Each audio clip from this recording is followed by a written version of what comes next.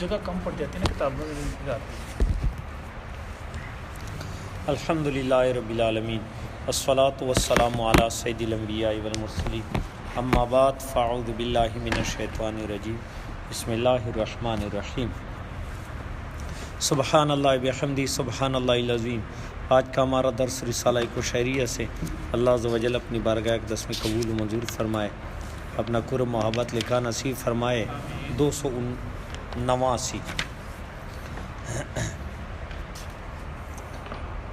نفس نے کہا. جنید بغدادی رحمۃ اللہ علیہ سے حضرت جنید بغدادی رحمۃ اللہ علیہ نے فرمایا، میں ایک رات بیدار ہوا اور اپنے وظیفہ کے لیے اٹھا تو مجھے وہ مٹھاس اور لذت محسوس نہ ہوئی جو میں اپنے رب عز و جل سے مناجات میں حاصل کرتا تھا. تو میں حیران ہو گیا. میں نے سونے کا ارادہ کیا لیکن سو نہ سکا. بس میں بیٹھ گیا لیکن بیٹھ نہ سکا. میں نے دروازہ کھولا اور باہر نکل گیا تو اچانک میں نے ایک شخص کو دیکھا جو اپنے چوغے میں یعنی جبے میں لپٹا ہوا راستے میں پڑا ہے. جب اس نے میرا آنا محسوس کیا تو اس نے سر اٹھایا اور کہا، اے ابو القاسم، یہ جنید بغدادی کا کنیت ہے، اتنی دیر لگا دی. میں نے کہا، میرے آقا، ہمارے درمیان کوئی وعدہ نہ تھا؟ فرمایا، کیوں نہیں؟ میں نے دلوں کو حرکت دینے والے اللہ عز و جل سے دعا کی تھی کہ وہ آپ کے دل کو حرکت دے. میں نے کہا، اللہ نے ایسا ہی کر دیا، آپ کیا چاہتے ہیں؟ انہوں نے کہا، نفس کی بیماری کب اس کی دوا بن جاتی ہے؟ میں نے کہا، جب نفس اپنی خواہشات کی مخالفت کرے تو اس کی بیماری اس کی دوا بن جاتی ہے. یہ سن کر اس شخص نے اپنے نفس کی طرف توجہ کی اور کہا، تم نے سنا، میں نے تمہیں یہی جواب 7 مرتبہ دیا لیکن تو نے جنید بغدادی کے علاوہ کسی سے سننے کے لیے تیار نہیں تھی، نے سننے سے انکار کر دیا، اب تم نے سن لیا. حضرت جنید بغدادی رحمۃ اللہ علیہ فرماتے، وہ شخص واپس چلا گیا اور میں اس کو پہچانتا نہیں تھا اور نہ اس کے بعد اس شخص کے بارے میں کوئی آگاہی ہوئی. یعنی وہ بندہ تھا کہ وہ پڑھا تھا کہ جنید بغدادی، اس نے دعا کی تھی کہ الہی جنید بغدادی کو مجھ سے ملائیں. یعنی دلوں کو حرکت دینے والے اللہ سے دعا کی تھی کہ لائے تو اس کے دل میں حرکت پیدا کرے، وہ آ جائے. اب جنید بغدادی کو نہ وظیفے میں دل لگتا ہے نہ بیٹھنے میں دل لگتا ہے. اب وہ دیکھیں اللہ تعالیٰ جب سبب بناتا ہے کہتا کہ یار میں باہر نکل جاؤں. اب اللہ تعالیٰ نے اسے ملانا تھا تو اس طرح پریشان ہو گیا. وہ باہر نکلا، وہ بندہ پڑا ہوا ہے. اس نے کہا کہ جو ہے ہمارے درمیان کوئی وعدہ نہیں تھا. انہوں نے کہا، کیوں نہیں؟ تو انہوں نے کہا کہ مطلب یہ کہ جو ہے میں نفس کے ساتھ میری لڑائی ہو رہی تھی اور میں نفس کو کہہ رہا تھا کہ جو ہے نفس کی جو ہے وہ بیماری کی دوا جو ہے تو انہوں نے کہا کہ جنید بغدادی جو جواب دے گا وہی مجھے بنا. تو جنید بغدادی نے جو ہے وہی کہہ دیا. تو اس نے کہا کہ میں نے 7 مرتبہ تمہیں یہی جواب نہیں دیا تھا لیکن تو نے جنید بغدادی سے سننا تھا، میری بات پہ تو عمل نہیں کرتے تھے. اپنے نفس سے وہ لڑ رہا تھا. حضرت ابو بکر تمستانی رحمۃ اللہ تعالیٰ علیہ نے فرمایا، سب سے بڑی نعمت اپنے نفس کے چنگل سے نکلنا ہے کیونکہ تمہارے اور اللہ عز و جل کے درمیان یہی سب سے بڑا حجاب ہے. یعنی نفس کے چنگل سے بندہ نکل گیا، یہ بہت بڑا حجاب ہے جو ہے بندے کا کہ نفس کی جو ہے ہاتھ تو پھنس گیا کہ خدا تک نہیں پہنچ سکتا، اس پردے کے اندر آ گیا. جب یہ نفس پہ وہ غالب ہو گیا اس نے اپنے پروردگار کی جو ہے دیدار کی. حضرت سہل بن عبداللہ تستری رحمۃ اللہ علیہ نے فرمایا، نفس اور خواہش کی مخالفت جیسی عبادت کوئی بندہ نہیں کرتا. یعنی یہ بہت بڑی عبادت ہے کہ اپنے نفس اور خواہش کی جو ہے مخالفت کرے تو سمجھے یہ میں بہت بڑی عبادت کر رہا ہوں. کیونکہ جو ہے گناہوں سے بندہ بچ جاتا ہے، جب گناہوں سے بچ گیا تو اس نے جو ہے عبادت کی.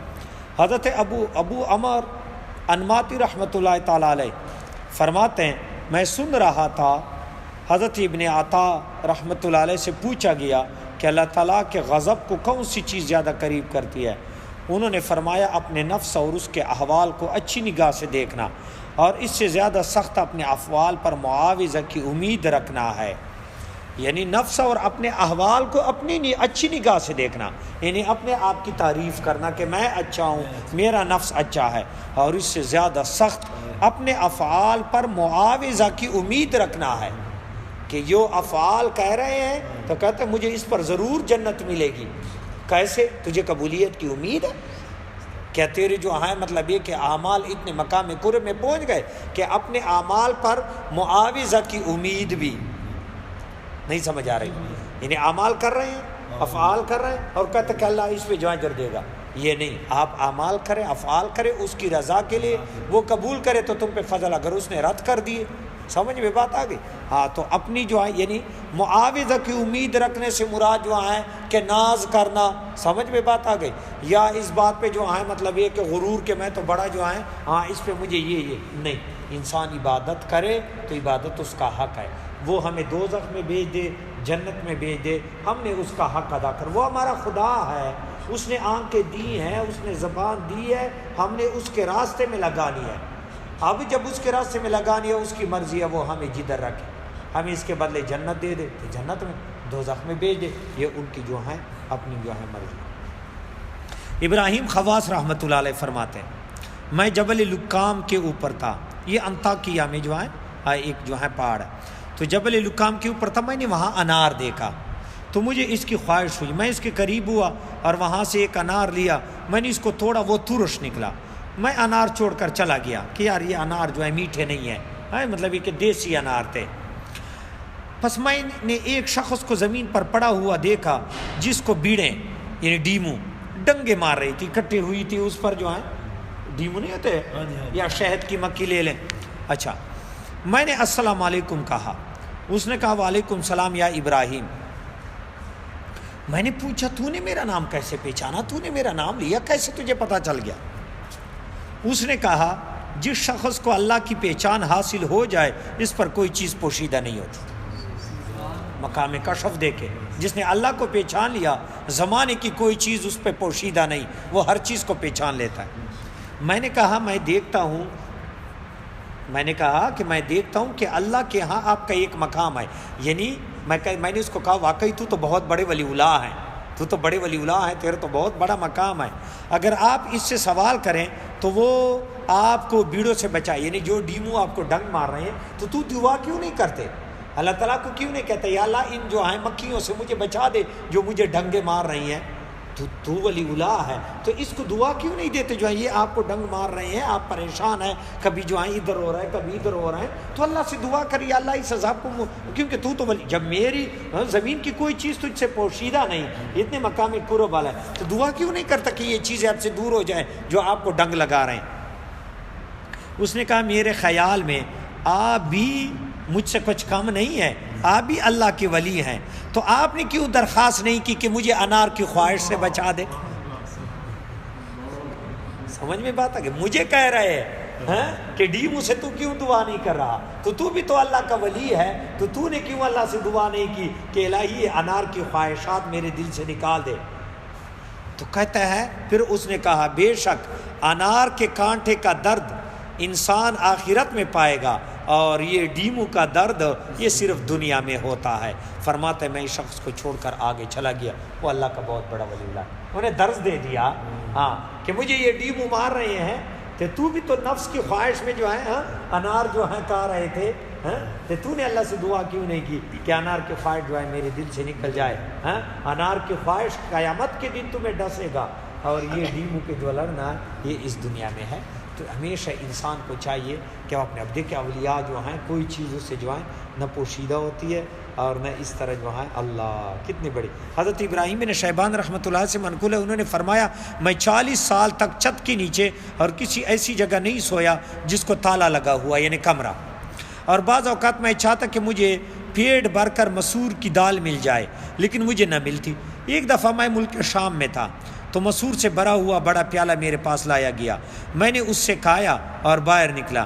میں نے کچھ شیشیاں لٹکی ہوئی دیکھی جس میں کچھ نمونے کے چیزیں تھیں، شیشیاں تھیں جیسے دکان تھا جو ہے کوئی چیزیں لٹکی.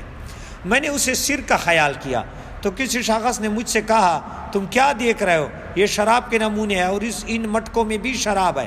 میں نے اپنے دل میں کہا کہ مجھ پر ایک فرض عائد ہو گیا، لہٰذا میں شراب فروش کی دکان میں داخل ہو گیا اور تمام مٹکوں کو انڈیلتا گیا.